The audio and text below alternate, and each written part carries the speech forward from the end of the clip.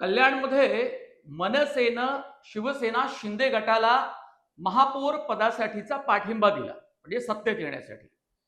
आणि चंद्रपूरमध्ये उद्धव ठाकरे गटानं पाठिंबा दिला आणि तोही भाजपला. आता जेव्हा कल्याणमध्ये पाठिंबा दिला गेला होता मनसेनं शिंदे गटाला, त्यावेळी उद्धव ठाकरे गटाचे नेते संजय राऊत खूप भडकले होते.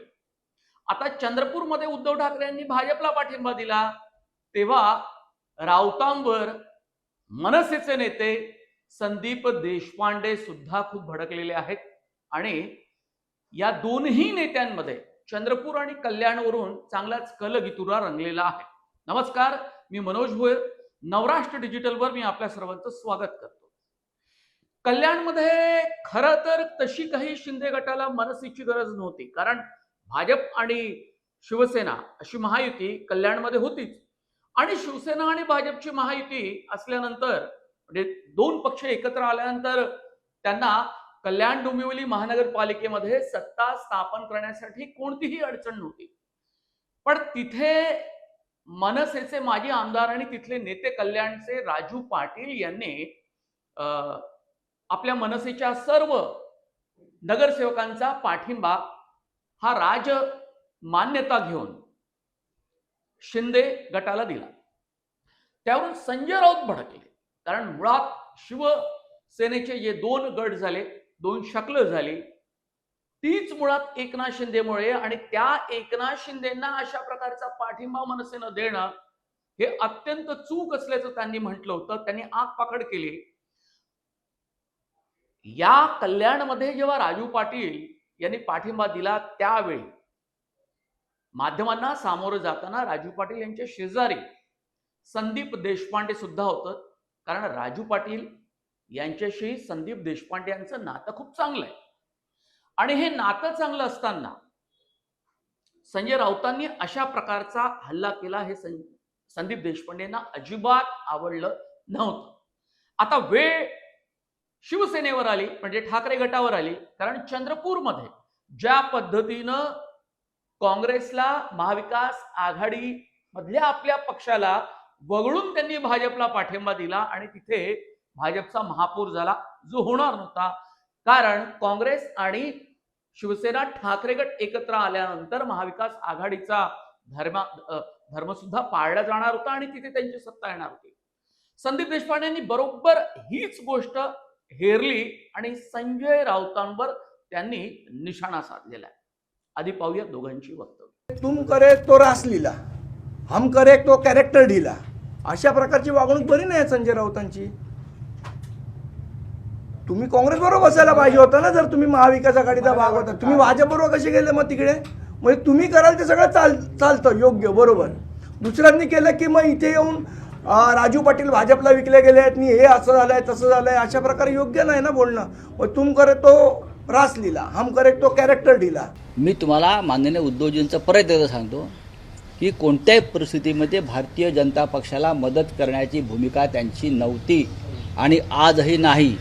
ज्या भारतीय जनता पक्षानं बाळासाहेब ठाकरेंचा पक्ष फोडला, चिन्ह चोरायला मदत केली, अशा चोरांना पाठिंबा देऊन कुठेही सत्तेवर आणू नका, हे त्यांचे स्पष्ट आदेश चंद्रपूरसाठी होती. या उपर जर कोणी सुपर उद्धव ठाकरे झाले असतील तर मला माहीत नाही. पण माझी जी माहिती आहे ती जे नगरसेवक गेले, जी मला माझ्या ऑथेंटिक सूत्राकडनं मिळालेली माहिती आहे, प्रत्येक नगरसेवकाला 1-1 कोटी रुपये हे दिले गेलेले आहेत. आणि प्लस या बाकीची ऑफर आहे जी माझी चंद्रपूरमध्ये जे उबाटाचे नगरसेवक गेलेत त्यांना, आणि जो अपक्ष नगरसेवक गेला त्याला 50 लाख रुपये दिले. ही माझी माहिती आहे.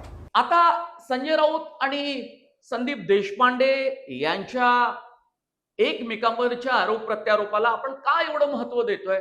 त्याचं कारण असं आहे की एकीकडे या मुंबई महानगरपालिकेच्या निवडणुकीत आणि अन्य ठिकाणी शिवसेना ठाकरे गट आणि मनसे हे एकत्र आले होते, कारण दोन भावांचं मनोमिलन झालं. एकत्रित त्यांची मुंबईच्या शिवाजी पार्कवर सभा झाली आणि दोघांनी भाषणं केली. आणि त्यानंतर मुंबईमध्ये त्यांची सत्ता येईल असा त्यांनी दावा केला गेला असला तरी सुद्धा 65 नगरसेवक हे उद्धव ठाकरे यांचे आणि 6 नगरसेवक हे राज ठाकरे यांचे निवडून आले.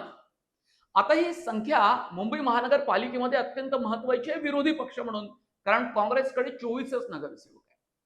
आणि हे सर्व शक्य झालं त्यात संजय राऊतांची भूमिका खूप महत्वाची होती. दोन भाऊ एकत्र येण्यामागे राज ठाकरे यांचे अत्यंत जवळचे बाळा नांदगावकर यांची भूमिका अत्यंत महत्वाची होती. पण याच नेत्यांमुळे दोन भाऊ एकत्र आले असले तरी संजय राऊत आणि संदीप देशपांडे हे अचानक चंद्रपूर आणि कल्याण मध्ये झालेल्या राजकारणाचा आधार घेत एकमेकांवर तुटून पडलेले आणि तेही माध्यमांसमोर ज्या काही कुरबुरी असतील त्या आपसात त्यांनी शेअर करायला पाहिजे, त्याची देवाणघेवाण करायला पाहिजे, त्यावर चर्चा करायला पाहिजे. आणि जे काही मतप्रदर्शन या दोन्ही नेत्यांकडून होतंय ते माध्यमांसमोर न करता, जनतेसमोर न करता सुज्ञपणे अत्यंत समजूतदारीने आपल्या पक्षाच्या समन्वय समितीच्या बैठकीत किंवा एकत्र आल्यानंतर करायला पाहिजे होतं, पण तसं झालं नाही. आता तसं ते केलं नाही, कारण इतर पक्षांमध्ये आपण पाहिलं की महायुतीमध्ये सुद्धा भाजप आणि शिवसेना शिंदे गटामध्ये आणि नंतर अजित पवारांच्या पक्षाकडून सुद्धा एकमेकांवर निवडणुकीच्या काळामध्ये आरोप प्रत्यारोप होताना आपण पाहिलेले आहे. मग या पक्षामध्ये झालं तर नेमकं काय होईल असाही एक प्रश्न आपल्या मनामध्ये येऊ शकतो. पण मुळात राज ठाकरे आणि उद्धव ठाकरे यांच्यासारखे दोन मोठे नेते, दोन पक्षाचे प्रमुख आणि दोघेही एकमेकांचे भाऊ जर एकत्र येत असतील आणि त्यांनी स्थानिक स्वराज्य संस्था म्हणजे निवडणूक म्हणजे खास करून मुंबई महानगरपालिकेची निवडणूक जर एकत्रित लढली असेल आणि दोन्ही भावांमधलं प्रेम त्याचं सार्वजनिक प्रदर्शन होत असेल त्यांच्या बोलण्यातनं, विधानातनं, एकीकडे हे सगळं होत असताना या दोन पक्षांचे नेते हमरी तुमरीवर आलेले. बरं, अशा प्रकारे जेव्हा राज ठाकरे आणि उद्धव ठाकरे एकत्र आले नव्हते त्यावेळी मात्र संजय राऊत हे खरपूस समाचार घ्यायचे आणि मग त्याला उत्तर द्यायचे संदीप देशपांडे. असं राजकारण आपण अनेकदा पाहिलं. एकीकडे राऊत हे भाजपवर तुटून पडत होते, एकनाथ शिंदेवर तुटून पडत होते, कधीतरी काँग्रेसवरती पण टीका करत होते जर वेळ पडली. आणि याशिवाय राज ठाकरे यांच्या पक्षावर सुद्धा टीका करायचे आणि मग त्याला उत्तर संदीप देशपांडे द्यायचे. म्हणजे संदीप देशपांडे वर्सेस संजय राऊत अशा पद्धतीचं वातावरण सुद्धा आपण यापूर्वी पाहिलं, जेव्हा राज ठाकरेंची भूमिका ही भाजपला अनुकूल होती, नरेंद्र मोदींना अनुकूल होती. आताच्या घडीला मात्र राज ठाकरेंची भूमिका ही वेगळी झालेली आपल्याला पाहायला मिळते.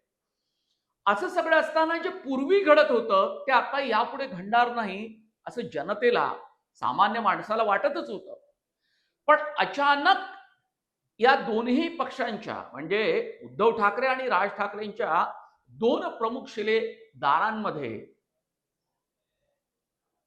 जे वाग्बाण सुटत आहेत, एकमेकांवर ते आरोप प्रत्यारोप करतायत. खरं तर संदीप देशपांडे यांनी संजय राऊतांचे उट्टे काढले या निमित्तानं, जुना दाखला देत.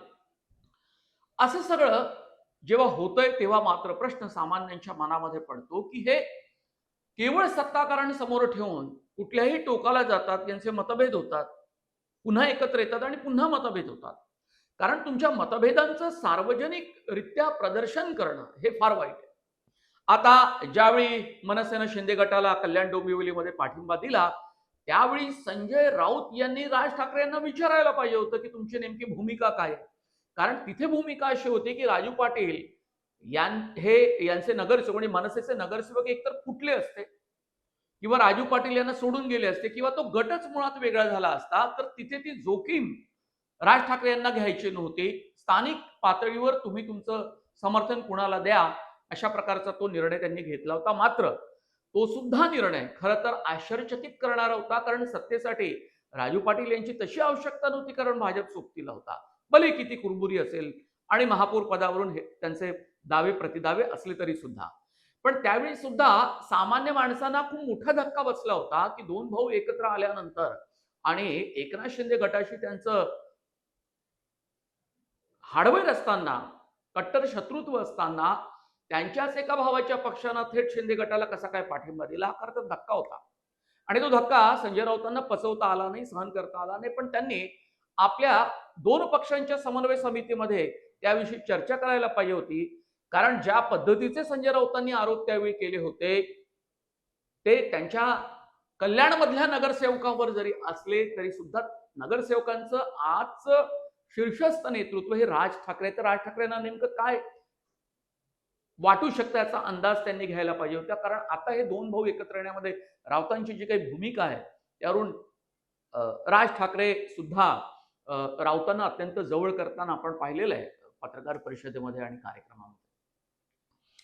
आता हे सगळं होत असताना ज्यावेळी चंद्रपूरमध्ये काँग्रेसला धोबीपछाड करत, त्यांना बाजूला ठेवत, वगळत उद्धव ठाकरेंच्या नगरसेवकांनी भाजपला साथ दिली, ती गोष्ट संदीप देशपांडेंनी बरोबर हेरून ठेवली, लक्षात ठेवली आणि वेळ आल्यानंतर संजय राऊतांवर त्यांनी हल्लाबोल केला, चंद्रपूरचा दाखला दे.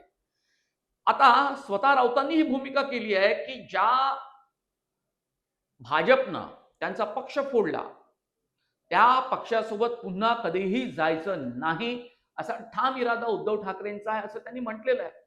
मग जर असं आहे तर मग उद्धव ठाकरेंच्या सैनिकांनी, शिलेदारांनी, नगरसेवकांनी काँग्रेसला वगळून भाजपला साथ का दिली आणि त्यामुळेच महापौर त्यांचा होऊ शकला, ही सुद्धा सामान्यांच्या गोष्ट लक्षात आली नाही. आणि संपूर्ण महाराष्ट्रात तीच हेडलाईन होती राजकीय क्षेत्रामध्ये आणि माध्यमांमध्ये की भाजप म्हणजेच उद्धव ठाकरे यांनी देवेंद्र फडणवीसांची साथ चंद्रपूरमध्ये गेली. भले तिथे सुधीर मुनगंटीवार हे अत्यंत भाजपचे महत्वाचे नेते आणि माजी मंत्री सुद्धा आहे, पण त्यांची प्रतिष्ठा तिथे पणाला लागली होती.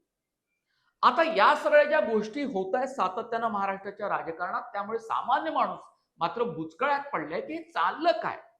एकीकडे दोन भाऊ एकत्र येतात, त्यांचे नेते एकत्र होतात आणि शिवाजी पार्कवरच्या महानगरपालिकेच्या निवडणुकीसाठी जी प्रचार सभा झाली त्यात मनसेकडून केवळ एक नेता भाषण करताना आपल्याला दिसला, बाळा नांदगावकरही नव्हे किंवा अन्य कुठला नेता नव्हे, तर तो मान संदीप देशपांडे यांना दिला गेला होता. आणि दुसरीकडे संजय राऊत हे कायम शिवाजी पार्कवर दसरा मेळाव्यात आणि इतरत्र भाषण करताना आपल्याला पाहायलाही मिळतात.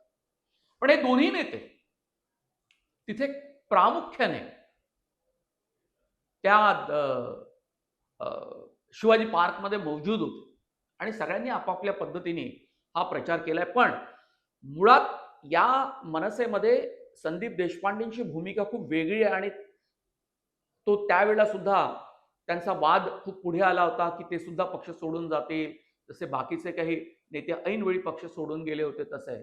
पण तसं झालं नाही. त्यांना भाषणाचा पहिला मान मिळाला आणि ते गदगद झाले आणि त्यांना प्रचंड आनंद झाला की आपल्याला हा पहिला मान मिळालेला आहे. आणि त्यानंतर तो जे काही निवडणुकीच्या काळातले वाद झाले ते तिकीट वाटपावरून किंवा उद्धव ठाकरे यांच्या गटाला जास्त झुकतं माप दिलं असाही संदीप देशपांडेंचा आरोप होता आणि त्यावरून खूप वाद झाला होता. तो वादही त्या निमित्तानं निवडला. हा व्हिडिओ तुम्हाला कसा वाटला कमेंट बॉक्समध्ये तुम्ही जरूर आपल्या प्रतिक्रिया नोंदवा. याशिवाय तुम्ही बेल आयकॉनवर जा, तिथे बटन दाबा, म्हणजे तुम्हाला नवराष्ट्र डिजिटलचे व्हिडिओ सातत्यानं त्याचे नोटिफिकेशन तुम्हाला मिळत राहील. याशिवाय फेसबुक, इंस्टाग्राम आणि एक्स असे आमचे तिन्ही सोशल मीडियाचे हँडल्स आहेत, त्याला सुद्धा फॉलो करा, म्हणजे तिथेही तुम्हाला वेगवेगळे व्हिडिओ तुम्हाला पाहायला मिळतील. खूप धन्यवाद. नमस्कार.